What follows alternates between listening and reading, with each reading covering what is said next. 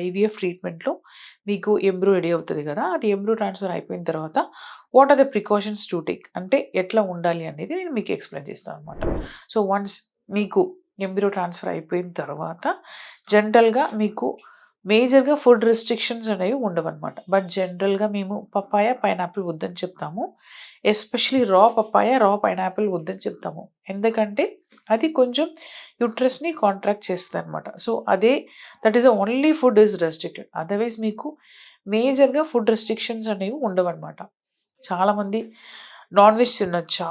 Chicken తినొచ్చా? అని అడుగుతారు. ఆబ్వియస్‌లీ లైక్ చికెన్ అనేది ఇట్స్ ఎ ప్రోటీన్ అనమాట. మీరు తీసుకోవచ్చు. Even mutton, fish whatever non veg అనేది మీరు తీసుకోవచ్చు.